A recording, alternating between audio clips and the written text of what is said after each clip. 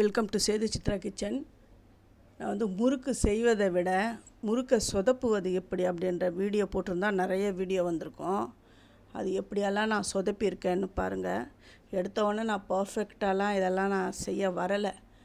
ரொம்ப கஷ்டப்பட்டு தான் இதை வந்து நான் கற்றுக்கிட்டேன். அதாவது சொல்கிறாங்களே, சில பேர் இந்த மிஷின் வாங்கி சரியாகவே வரலை, நான் தூக்கி போட்டேன்றாங்க பார்த்தீங்களா, அவங்களுக்கான பதிவு தான் இது. அதுவும் இல்லாமல் இது பெய்டு ப்ரொமோஷன்லாம் கிடையாது. இதை நான் வாங்கி எப்படியெல்லாம் முறுக்கை நான் சொதப்பிட்டேன் அப்படின்ற வீடியோ தான் இது. இதுக்கு வந்து மாவு வந்து நான் வந்து இந்த சாதம் வடித்த பழைய கஞ்சி இருக்குது பார்த்திங்களா, அந்த பழைய கஞ்சி சாதத்தை பிழிஞ்சு மிக்சியில் போட்டு அது கூட கொஞ்சம் அரிசி மாவு சேர்த்து அதில் தான் நான் இந்த முறுக்கு இது பண்ண ப்ராக்டிஸ் பண்ணிக்கினேன். அந்த மாதிரி ப்ராக்டிஸ் பண்ணிக்கோங்க ஃபஸ்ட்டு எடுத்த உடனே. ரொம்ப சொதப்பி அப்புறம் ஓரளவுக்கு இந்த மாதிரி வந்தது. அதுக்கப்புறம் இதே சுற்றி 4-5 தடவை சுற்றி பார்த்த உடனே அப்புறம் இன்னும் கூட நான் பர்ஃபெக்டாக சுற்ற முடியும்னு என்னால் சொல்ல முடியாது, ஓரளவுக்கு நான் பண்ணுவேன். அப்புறமா நான் சுற்றி பார்த்தேன், பாருங்க இந்த மாதிரி வந்தது. ஓரளவுக்கு இது ஓகே, பர்ஃபெக்ட். ஒரு தடவை ஒரு கரெக்டாக சுற்ற வரும், ஒரு தடவை அப்படியே கோணலும் மாணலுமாக வரும். அப்படி தான் வந்தது. அப்படியே கொஞ்சம் கொஞ்சமாக சுற்ற பழகிட்டேன் நான். அது என்ன தெரியுமா, அதோடைய ட்ரிக்ஸ் வந்து நம்ம பழக தான் அது புரியுது. அந்த ட்ரிக்ஸ் என்னன்றது புரியுது. நம்ம வந்து நல்லா வரணும், இதுவாக வரணும்னு சொல்லிட்டு ஃபஸ்ட் எடுத்தோன்னே அப்படியே அழுத்திடுறோம்.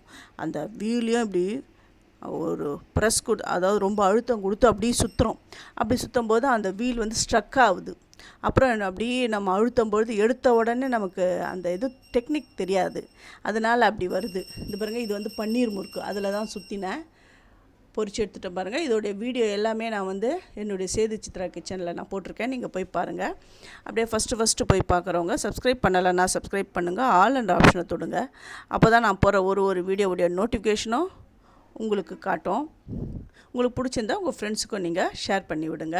இப்போ வந்து இன்னொரு இது, அதாவது கை முறுக்கு இது இருக்குது பாருங்கள், அந்த 3 கண் இருக்குது பாருங்கள், அது வச்சு தான் நான் சுற்றுறேன். அதுவும் ஃபஸ்ட்டு நல்லா சொதப்பிச்சு, அதுக்கப்புறம் தான் இப்படி கற்றுக்கிட்டேன். என்ன டெக்னிக் அப்படின்றத நான் இப்போ சொல்கிறேன். அது ஒன்றுமே கிடையாது. அதை பிடிக்கும்பொழுது, இந்த மிஷினை பிடிக்கும்பொழுது அந்த கை ஷேக் ஆகக்கூடாது. அது மட்டும் இல்லாமல் ரொம்ப அழுத்திலாம் பண்ணக்கூடாது. அப்படியே ஜென்டிலாக லைட்டாக கேஷுவலாக சுற்றணும். அது ஃபஸ்ட்டு எடுத்தோன்னே அந்த மாதிரிலாம் வராது யாருக்குமே. ஐயோ முறுக்கு நல்லா வரணுமே, இதை நல்லா கற்றுக்கணுமே அப்படின்னு சொல்லிட்டு எடுத்த உடனே ஒரு ஃபியர் இது வரும் பாருங்கள். அப்போ வந்து நம்ம கையை அழுத்தமாக பிடிச்சி நல்லா ப்ரெஷர் கொடுத்துருவோம் அந்த மிஷினில். அதனால தான் அது வந்து சரியாக வர மாட்டேங்குது. இதாருங்க, சும்மா ஜென்டிலாக பிடிக்கிறேன் பாருங்கள். அந்த வீலுக்கும் நோகக்கூடாது, அப்புறம் அந்த நம்ம தம்மில் அழுத்துறோம் இல்லையா, அதுலேயும் ரொம்ப ப்ரெஷர் கொடுக்கக்கூடாது. ஜென்டிலாக பண்ணாலுமே இந்த முறுக்கு ரொம்ப நல்லா வருது. இது வந்து ஒரு வாரம் நான் ப்ராக்டிஸ் பண்ணி தான் இதை நான் கற்றுக்கிட்டேன். இதை வாங்கி வேஸ்ட் பண்ணாதீங்க.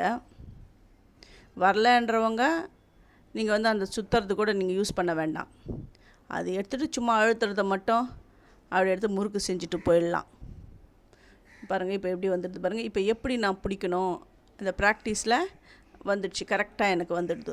ரொம்ப அழகாக நீட்டாக வந்துடுச்சு பாருங்கள். இதை எண்ணெயில் போட்டு பொரித்து நான் உங்களுக்கு காட்டுறேன். எப்போவுமே வந்து நான் போட்ட வீடியோவில் முறுக்கு நான் செஞ்சு காட்டுறத, முறுக்கு எப்படி அப்படின்றத விட முறுக்கை எப்படி சொதப்பினேன் அப்படின்ற வீடியோ தான் போட்டிருக்கலாம் உங்களுக்கு. இந்த பாருங்கள் எப்படி வந்திருக்கு. இப்போ நல்லா அழகாக சக்கரம் மாதிரி வந்திருக்கு பாருங்கள். அடுத்தது ஒன்றும் நான் ரொட்டேட் பண்ணி உங்களுக்கு காட்டுறேன். அப்படி ஜென்டிலாக ஹேண்டில் பண்ணணும், அவ்வளோதான்.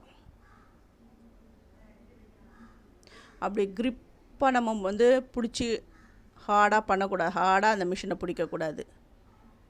இது பண்ணுறது வந்து என்னென்னா நம்ம கைக்கு எக்ஸசைஸ் மாதிரியும் இருக்கும் இது. இப்போ இதையை நான் பொரித்து நான் உங்களுக்கு காட்டுறேன். அந்த சலசலப்பெல்லாம் கொஞ்சம் அடங்கணும், அது வரையும் எண்ணெயில் வேகணும். இது பாருங்க, சலசலப்பெல்லாம் அடங்கி. இப்போ அடுத்தது நான் இந்த ஆயிலில் போட்டு ஃப்ரை பண்ணுறேன். இந்த மாதிரி நீங்களும் ஒரு தடவை ட்ரை பண்ணி பார்த்துட்டு எனக்கு ஃபீட்பேக் கொடுங்க. தேங்க்யூ.